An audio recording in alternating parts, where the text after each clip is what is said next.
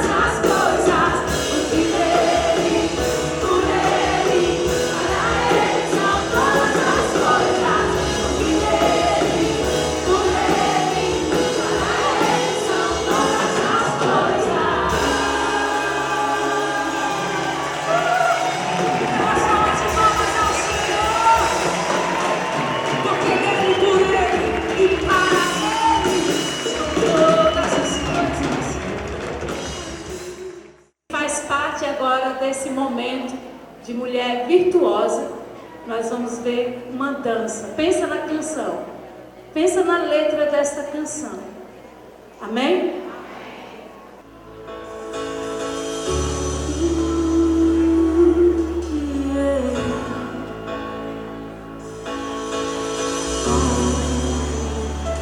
Na cabeça a coroa, na mão a espada, cingiu os lombos de força e luta pela sua casa, pra fazer a diferença. Por Deus foi chamada princesa do reino e guerreira ousada. Na cabeça a coroa, na mão a espada, cingiu os lombos de força e luta pela sua casa, pra fazer a diferença. Por Deus foi chamada princesa do reino e guerreira ousada. Mas em meio à batalha ela se feriu, seu coração foi golpeado e ela quase desistiu, e já não se via mais através dos olhos do Pai. Mas é chegado o tempo de restauração, de receber uma nova unção e prosseguir. Oh, oh, princesa, guerreira, Deus te deu uma coroa e uma espada. Princesa amada, levante essa cabeça, senão a coroa cai. Use a sua espada, Deus é contigo, vai em frente, levante essa cabeça, senão a coroa cai. Use a sua espada, Deus é contigo, vai. Não se renda, não se entregue, acredite, você consegue, a vitória é sua.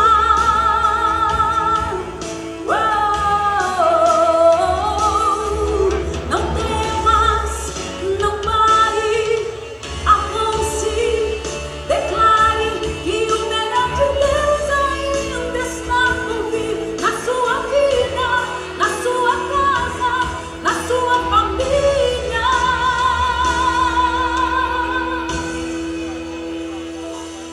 Princesa, guerreira, Deus te deu uma coroa e uma espada. Princesa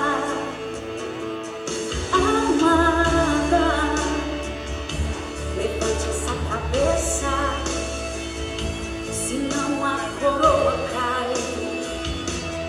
Use a sua espada, Deus é contigo, vai em frente, levante essa cabeça, senão a coroa cai. Use a sua espada, Deus é contigo, vai.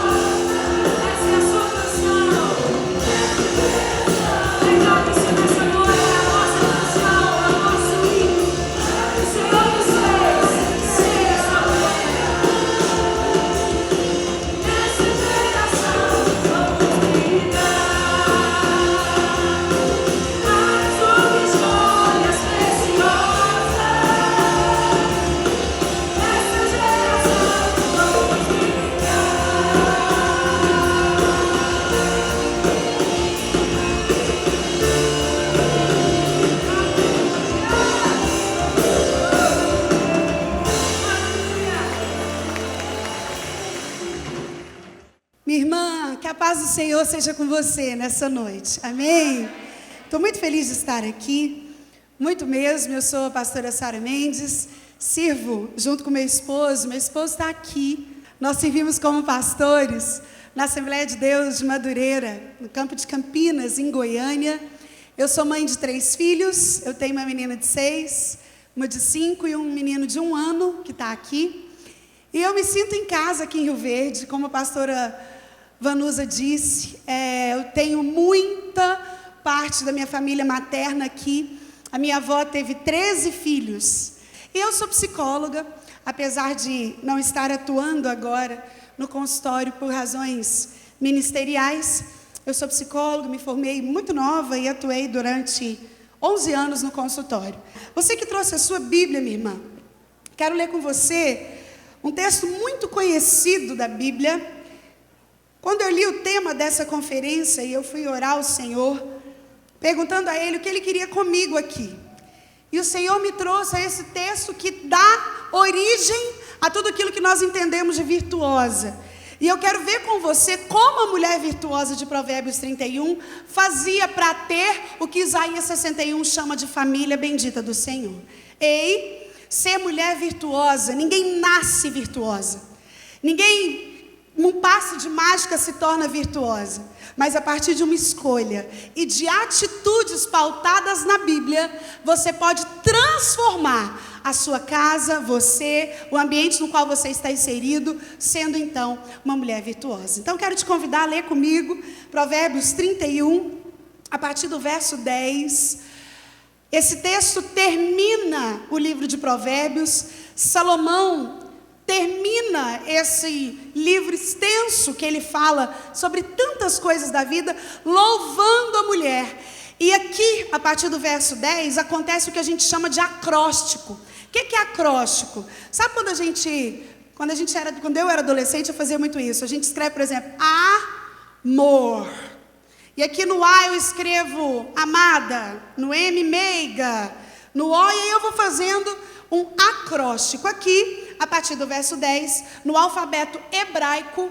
Salomão então se debruça sobre as letras do alfabeto hebraico e escreve esse louvor à mulher virtuosa. Os teólogos afirmam que essa mulher é real. Nós não sabemos o nome dela, nós não sabemos quem ela foi, mas os teólogos afirmam que se tratava de uma mulher a qual Salomão observava e anotava o que ela fazia. Minha irmã, se ela conseguia, você e eu conseguimos também. Amém?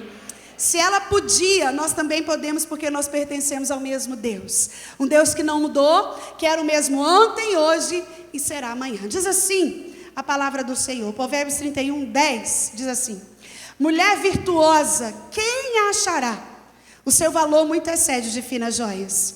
O coração do seu marido confia nela, e não haverá falta de ganho. Ela lhe faz bem e não mal todos os dias da sua vida. Busca lã e linho e de bom grado trabalha com as mãos. É como um navio mercante, de longe traz o seu pão. É ainda noite, já se levanta, dá mantimento à sua casa e tarefa às suas servas. Examina uma propriedade e adquire-a. Planta uma vinha com as rendas do seu trabalho. Cinge os lombos de força e fortalece os braços. Ela percebe que o seu ganho é bom e a sua lâmpada não se apaga de noite. Estende as mãos ao fuso, mãos que pegam na roca. Abre a mão ao aflito e ainda estende ao necessitado.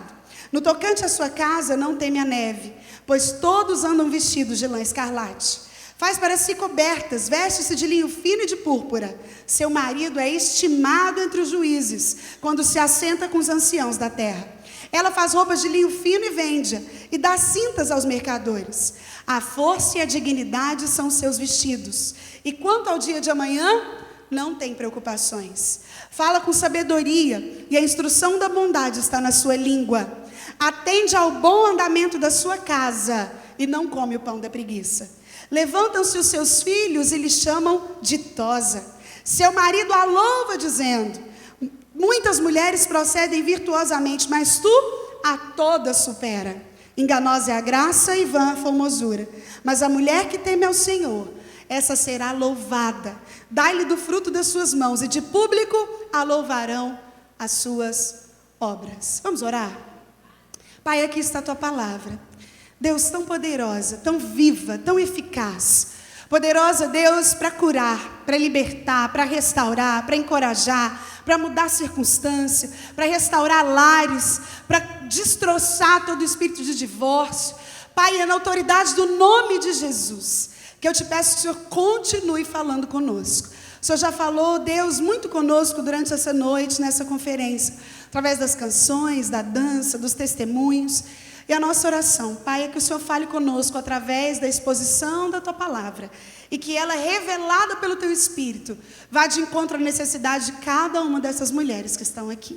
Senhor, eu confesso a minha dependência completa do Senhor para ministrar essa palavra. Que somente o Teu Espírito tenha lugar no nosso meio. Fala conosco. Essa é a nossa oração, em nome de Jesus. Amém. David Titus diz que a moralidade de uma nação está nas mãos da mulher. Ronnie Munud diz que para o bem ou para o mal, a mulher é o ser mais influente do mundo. E eu poderia ficar aqui mais uma hora te falando sobre pessoas que citaram verdades acerca do papel da mulher na família, na sociedade, na igreja e em tantos outros lugares. Você veio para uma conferência que te lembra que Deus te chama para ser virtuosa, mas que anela esse seu papel ao fato da sua família ser uma família bendita no Senhor. Nós temos alguns desafios sobre a família nesse tempo. E antes de eu entrar com você no papel de mulher que Deus tem para você, a partir do texto de Provérbios, eu quero te situar em como nós estamos nessa geração. Nós vivemos o que a história chama de pós-modernidade. É uma geração que culmina depois de muitos contextos históricos que começaram lá quando a igreja detinha todo o poder e mandava em tudo isso há mais de 600 anos atrás, 1000 anos atrás. Hoje, a partir de 1989, nós começamos a viver a pós-modernidade. Uma geração que é firmada em 3 coisas. Primeiro, ela é plural. Não existem valores absolutos mais. Tudo é relativo. Você há de concordar comigo. Você fala uma coisa para a pessoa e fala, não sei, não acho assim, é relativo. Depende do ponto de vista. Não existem mais valores absolutos em nada. Tudo depende da ótica com que se vê. Eu quero só te lembrar e fazer um parênteses, que o Deus ao qual nós servimos é um Deus de absolutos. Ele não é um Deus de relativos. Ele fala sobre ele mesmo que ele é o caminho e não tem outros, que ele é a verdade, não uma delas, e que ele é a vida, e tantas outras máximas que o Evangelho nos traz desse absolutismo do Deus que nós servimos. Mas o pós-modernismo é firmado na pluralidade. Outra coisa que forma a nossa geração pós-moderna é o individualismo. Nós vivemos um tempo em que pessoas acham que elas não precisam mais das outras. O tal empoderamento feminino, você deve conhecer alguém assim, alguma amiga assim, alguma conhecida assim, que vira e fala, eu não quero casar não, nem de homem preciso, sou resolvida, vou te falar como é que a gente chegou nisso daqui a pouco. Nós vivemos tempos que a mulher não quer casar mais, os homens doidos para casar e a mulher não quer não, para quê? Não precisa de homem. Porque a individualidade tomou conta dos nossos corações. Você que cria filhos, você tem um desafio ainda maior. Eu não tenho tempo aqui para falar só sobre criação de filhos, mas eu ouvi a pastora dizendo que amanhã vocês terão essa oportunidade. Ontem, às 6 da manhã, lá em Goiânia, se suicidou um menino de 17 anos, crente, família, membro da Assembleia de Deus, Ministério de Madureira, no campo de Vila Nova. O menino, filho de um policial militar, e aparentemente estava tudo muito bem. Mas ele vinha postando há alguns dias na rede social dele algumas frases daquele filme 13 Razões do Porquê, daquela série. E o pai dele chegou na casa 1h da manhã, ele recebeu o pai, abriu o portão e estava tudo bem bacana. Às 6 da manhã ele levanta, pensando todo mundo que ele ia para a escola, ele pegou a pistola do pai e deu um tiro na boca e morreu na hora. E isso faz parte do processo de individualização, porque ninguém tem tempo para ninguém. Nem mãe tem tempo para filho mais. Minha irmã, você que tem família bendita do Senhor, escute algo. Às vezes a gente escuta na televisão, o que importa para o filho é tempo de qualidade. Não é. O seu filho precisa de quantidade de tempo também. Criança aprende por repetição e não por outra forma.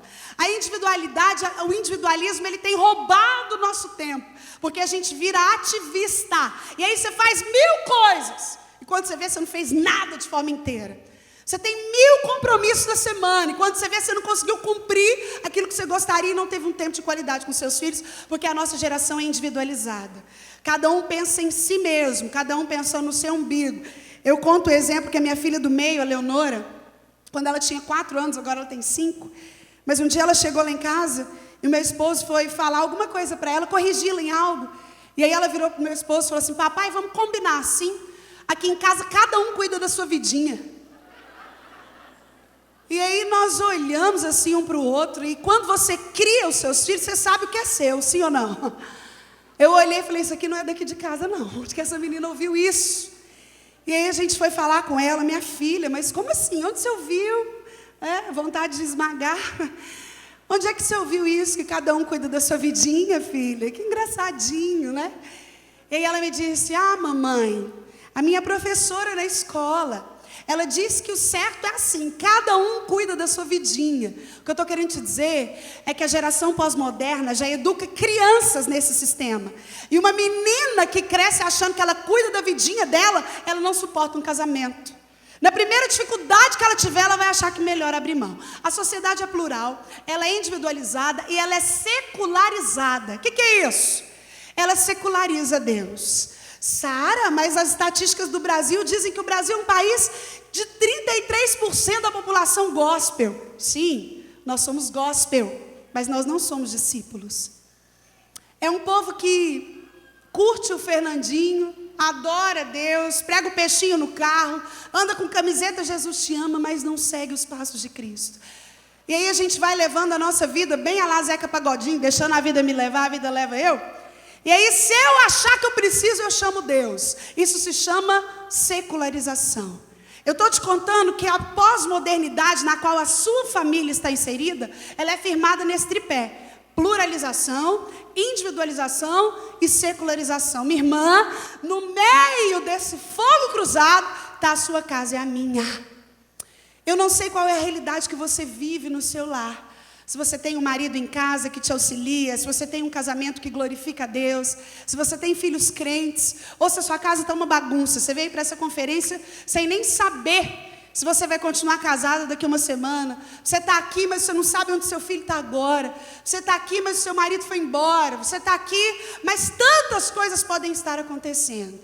O que eu quero te dizer é que Deus trouxe você aqui para fazer aquilo que Ele quer na sua vida. E a partir da sua vida, tudo ao redor de você é transformado, porque não existe neutralidade quando a gente fala de vida espiritual.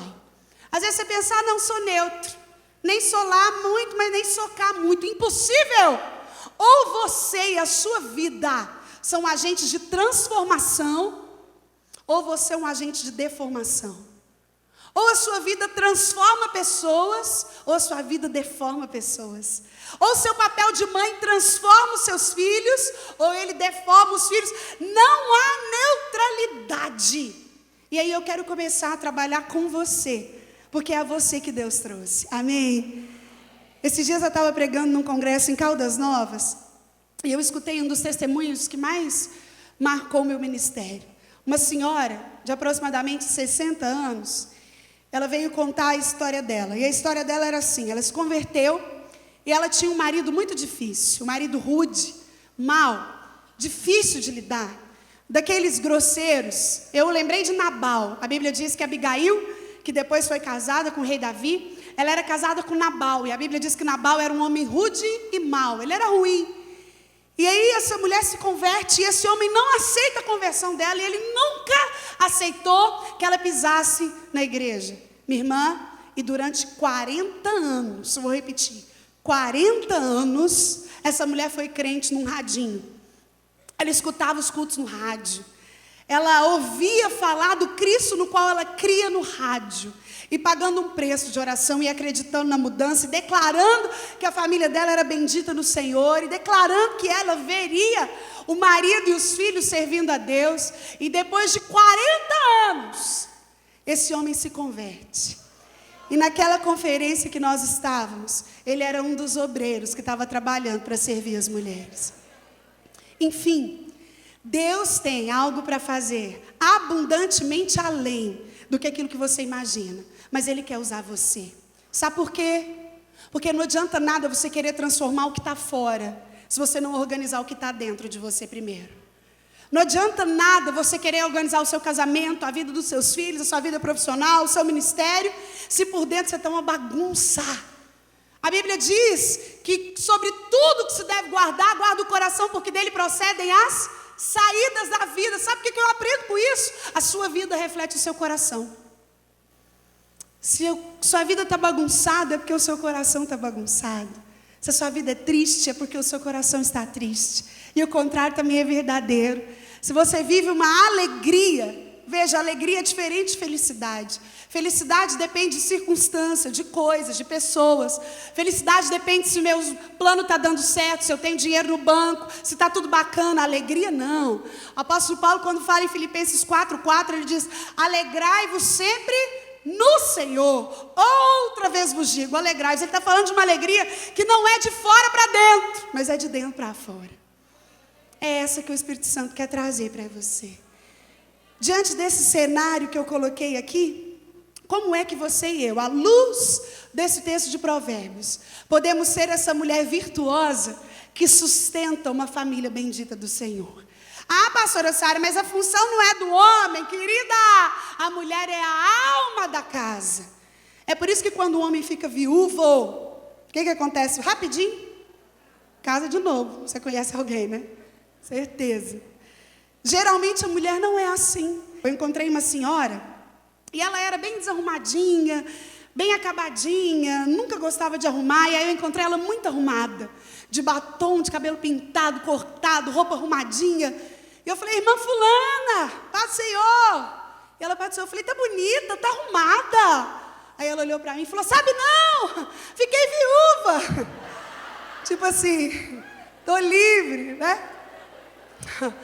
E geralmente ela não vai casar de novo. Mas o homem não dá conta.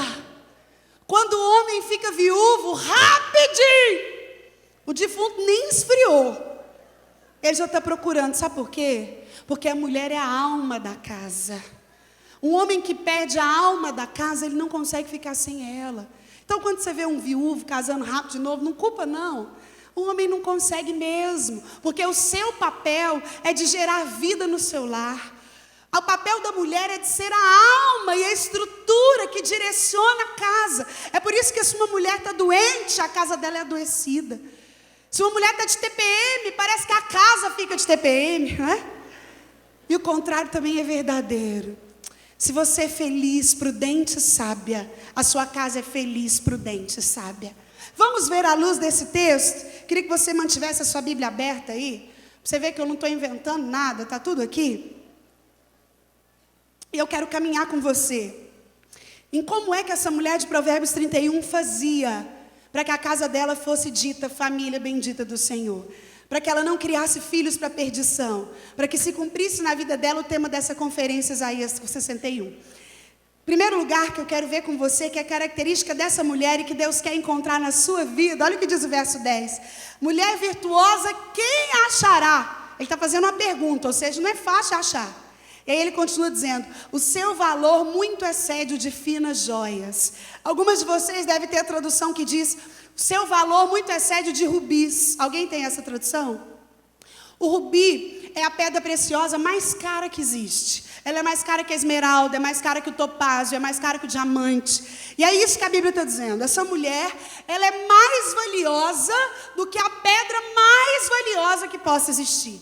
O que eu aprendo aqui? Em primeiro lugar, uma mulher virtuosa que abençoa a sua família é uma mulher preciosa. Ei, durante a nossa vida, algumas coisas tentam roubar o nosso senso de preciosidade.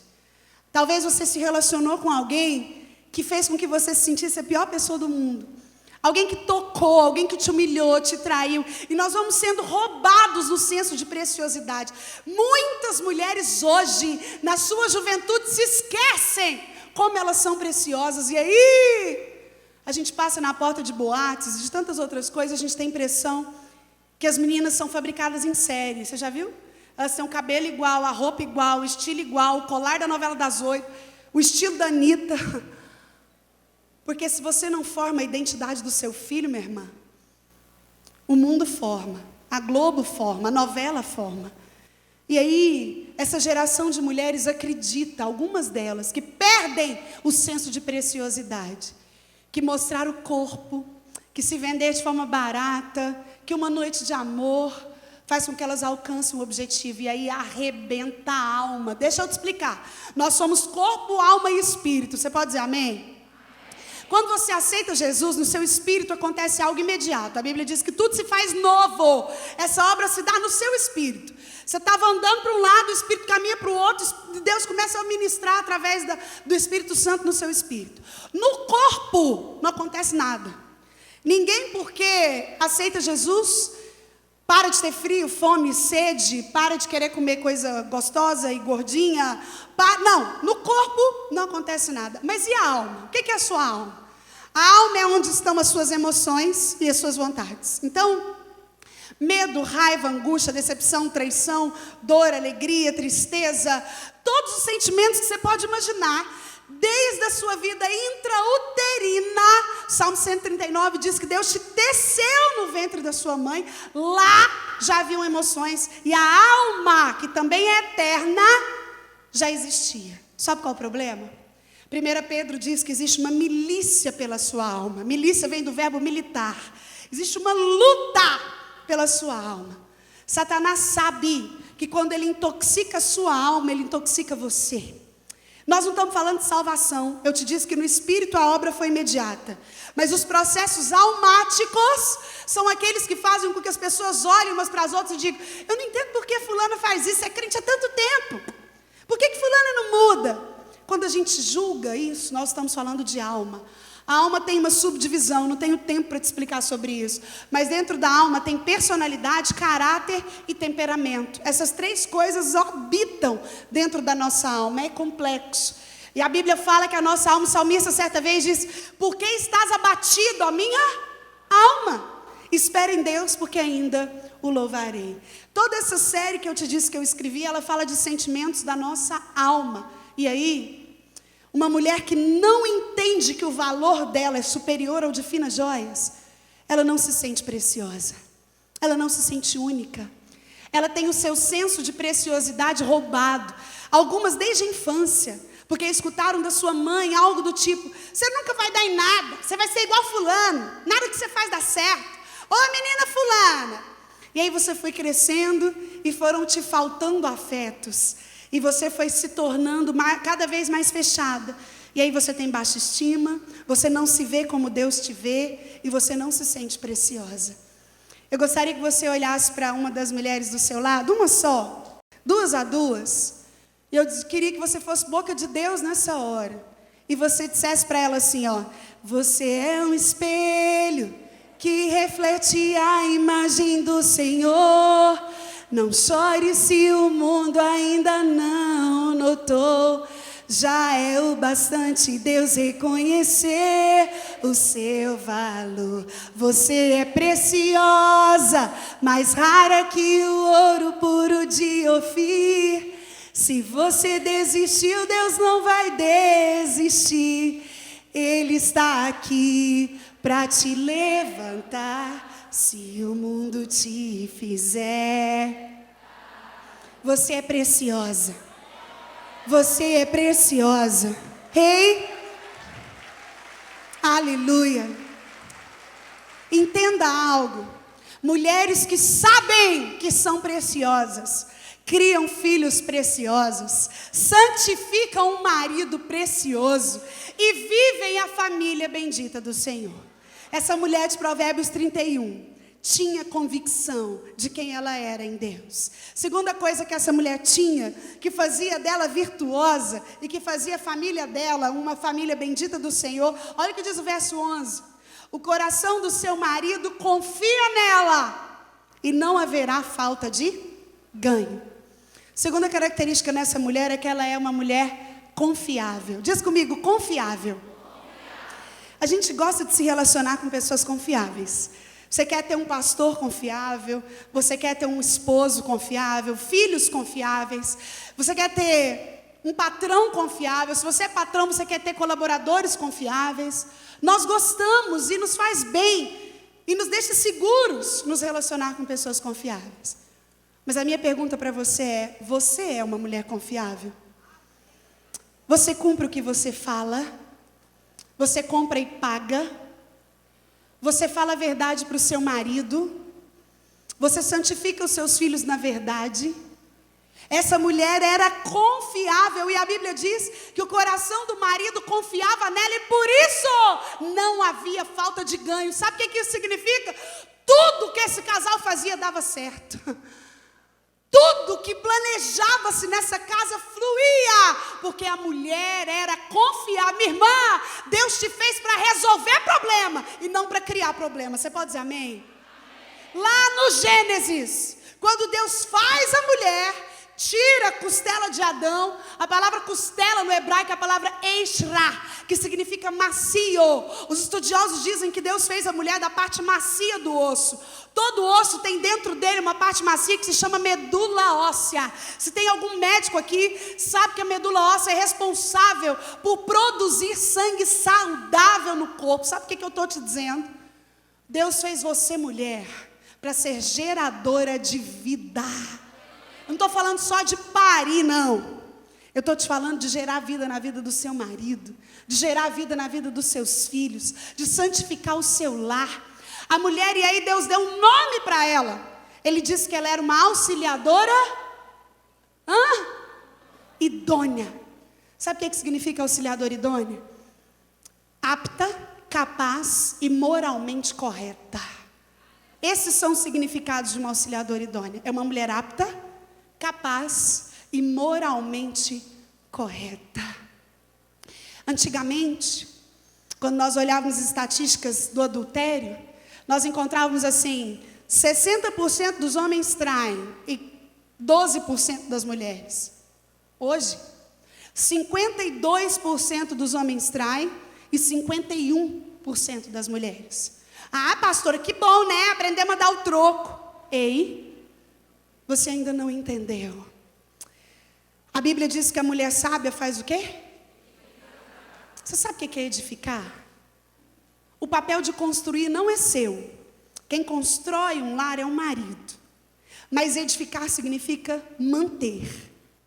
Quem edifica, quem sustenta, quem mantém uma casa é a mulher. E a Bíblia continua dizendo que a tola com as próprias mãos destrói. Minha irmã, você é uma mulher confiável. O seu marido pode confiar o cartão de crédito dele na sua mão. Ele pode, eu estou brincando, mas isso também está incluso. Para você ter ideia, motivos ligados ao dinheiro são o terceiro maior motivo de divórcio no Brasil. O primeiro, incompatibilidade de gênios. Ah, não sabia que ele era assim, casei enganado. O segundo, problemas ligados à sexualidade, todo tipo de problema que você possa imaginar.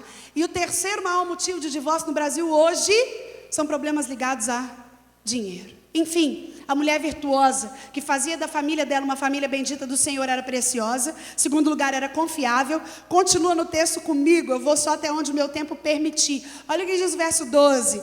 Ela lhe faz bem e não mal, todos os dias da sua... Quem é casada aqui? Levanta a mão. Minha irmã, o que você sente quando você lê isso aqui? Ó, todos os dias da sua vida. Eu acho que acontece só comigo, mas tem dia que a gente não quer esganar o abençoado. Tem dia que a gente, né? Mas essa mulher, essa mulher virtuosa, o verso 12 diz, ela lhe faz bem e não todos os dias da sua vida. Sabe o que está dizendo aqui? Essa mulher era uma mulher abençoadora. Diz comigo, abençoadora. Sabe o que significa abençoar? Não? Quando você fala, Senhor, me abençoa, você está pedindo o quê? A palavra abençoar significa liberar para prosperar. Autorização para prosperar. Hoje, em alguns interiores, ainda se cultiva esse costume lindo. Mas antigamente era em toda a família. Você chegava nos mais velhos e dizia, bênção. E aí ele dizia, Deus te abençoe. Aquela pessoa estava falando, meu irmão, meu filho, que o Senhor te autorize a prosperar. Essa mulher de Provérbios 31, que queria e que edificava uma família bendita do Senhor, ela era uma mulher abençoadora. Sabe como você abençoa a sua casa? Através daquilo que sai da sua boca. Você já viu que tem mulher que fala assim, bem que a minha mãe falou, nada que você faz dá certo, vive desempregado, diacho de homem ruim. E você, menino, puxou a família do seu pai, olha aí, igualzinho sua avó, e aí? Você cria uma atmosfera de ausência de bênção na sua casa. Essa mulher virtuosa fazia bem e não mal para esse marido, todos os dias da vida dela, porque ela era abençoadora. Ela era alguém que abria os lábios para declarar a bênção de Deus. Minha irmã, a Bíblia diz que da mesma fonte não pode sair água amargosa e água doce. Que a mesma boca que louva ao Senhor não pode defraudar o meu irmão. Não tem jeito disso acontecer. Experimenta abençoar o seu lar. Esses dias eu estava ministrando na cidade de Goiatuba. E nós conhecemos um casal de pastores e ele foi me contar o testemunho deles. E ele falou uma coisa que alguns livros que eu li sempre disseram, que a gratidão é um sentimento mais forte que o amor. E aí ele contou que ele tinha tido uma quebra financeira muito significativa. Tinha ficado sem nada. E ele não sabia nem como recomeçar. E a sua esposa, então, montou na casa dela um negócio de vender biscoito. Ela fazia biscoitos e pães de queijo e começou a vender. E todos os dias, aquele homem disse que ela acordava e falava, você é capaz, você é o melhor, Você vai conseguir tudo de volta. Deus vai abençoar a obra da sua mão. Pode deixar que aqui eu dou conta. Vai atrás daquilo que Deus está te direcionando. E esse homem contava as lágrimas. Como aquela mulher usava a boca para liberar sobre ele palavras de bênção. Ei, querida, muitas vezes não é isso que nós estamos enxergando no nosso cenário. Meu esposo e eu que trabalhamos com casais, eu perdi as contas de quantos casamentos nós já acompanhamos, que infelizmente chegaram ao divórcio, porque o homem não conseguia ganhar o que a mulher acha que ela gostaria de ter. Porque ela acha que se ela ganhar um pouco mais, ela não consegue manter um casamento porque ela não quer bancar a casa. Enfim, você deve conhecer algum caso assim, certamente. Esse marido disse, olha, minha esposa cultivou em mim um sentimento mais forte que o amor. A gratidão que eu tenho por ela, nada no mundo vai conseguir apagar. Porque ela era uma mulher abençoadora. Ela chamava o filho e falava, olha, vem aqui, você é bom, você é único, você pode, e não desconstruir. Enfim, a mulher virtuosa que fazia da sua família uma família bendita era preciosa. Eu te disse em segundo lugar que ela era confiável. Terceiro, abençoadora, e eu estou encerrando. Olha o que diz aí no verso 15. É ainda noite, e já se levanta e dá mantimento à sua casa e tarefa às suas servas. Lá no verso 27 diz assim, atende ao bom andamento da sua casa e não come o pão da preguiça. Essa mulher, a virtuosa, que fazia da sua casa uma família abençoada e bendita do Senhor, também era uma mulher trabalhadora. Ô minha irmã, quantas vezes nós encontramos mulheres que querem que o mundo acabe em barranco para elas morrer escorada? Você deve conhecer alguém assim. Ela acha que... Não é ela não. Ela nasceu para ser bem dondoca. Tem umas que falam que quem inventou o trabalho foi o cão. O trabalho é do diabo. Você está enganada, viu, minha irmã? Até no céu vai ter trabalho. Ai, pastor, heresia, né não? Jesus disse, o meu pai trabalha ainda hoje. E para onde eu vou, eu também vou trabalhar. Se até Deus e Jesus trabalham, imagina nós, né? Só que lá no céu não vai ter essa ideia do peso e do cansaço. Porque lá nós estaremos no corpo glorificado, amém? E tudo será novo e nós andaremos em ruas de ouro. Mas essa mulher de uma família bendita do Senhor, ela não era uma mulher relaxada. Ela era uma administradora hábil. Ela sabia que a casa dela era mais importante que a roupa que ela vestia. Que como estava a casa dela era mais importante do que a forma como estava o carro que ela andava. Ei, minha irmã, se você for receber uma visita na sua casa agora, como que essa visita vai encontrar a sua casa? Uma vez nós fomos fazer uma visita, meu esposo e eu. E aí eu falei, minha irmã, eu queria um copo com água. E aí ela falou, pode abrir aí, pastor, esse armário aí tem copo. Ô, minha irmã, eu abri, tinha copo. Mas tinha meia, tinha cueca, tinha negócio que coa café coador. Tinha cabelo, tinha brinquedo de menino, tinha chupeta, tinha tanta coisa naquele armário. E quando você observa uma coisa daquela, você questiona, sabe por quê? Uma das coisas que Deus quer com a nossa geração de mulheres é que nós voltemos ao lar. Deus não te proíbe de trabalhar, essa mulher trabalhava. Mas mais importante do que ela fazia fora de casa, era a ordem na qual ela deixava a casa dela. Querida, a sua família, a sua casa, estou falando em termos de estrutura e em termos de pessoas que nela moram, são e devem ser a prioridade de quem quer uma família bendita do Senhor. Quem organiza a sua casa, essa mulher tinha muitas servas, ela devia ser abastada financeiramente, mas ela acordava de madrugada para dar tarefa às servas, era ela quem tinha o domínio de como lá funcionava. Nós precisamos voltar ao lar, nós precisamos trabalhar isso em nós, e eu termino te mostrando o verso 21 que diz assim: no tocante à sua casa, não teme a neve, pois todos andam vestidos de lã escarlate. E lá no 25, parte B, diz: e quanto ao dia de amanhã, não tem preocupações. Essa mulher era uma mulher previdente. Você pode dizer comigo, previdente? Eu posso trocar essa palavra facilmente por organizada. Ela não deixava nada para a última hora. A ansiedade, eu já falei um pouco aqui sobre ela tem a sua origem numa palavra anglo-saxônica que significa estrangulamento. A sensação é mesmo de ser estrangulado, de dar palpitação, de dar sudorese, mãos gélidas. Tudo isso são sintomas de um indivíduo ansioso.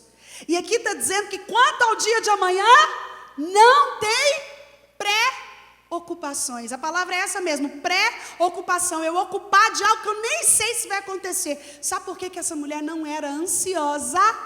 Primeiro, porque ela confiava no Senhor. E segundo, porque ela era previdente. Ela era organizada. Ela não deixava as coisas para a última hora. Você já viu que quando você deixa as coisas para a última hora, você tende a ficar mais ansiosa para resolver? Quando você está organizada, a ansiedade até te pega, mas é uma ansiedade controlada. Não é uma ansiedade que te tira do eixo, que te desestrutura, que te faz perder o sono. É uma ansiedade equilibrada, que diz com aquilo que é importante para você. Uma mulher virtuosa, que entende que a família dela é bendita do Senhor, ela é uma mulher previdente, organizada, ela trabalha para isso. Tantas outras coisas esse texto me diz sobre essa mulher. Diz que ela era elegante. Como assim, pastor? O verso 22 diz que faz para si cobertas de linho fino e de púrpura.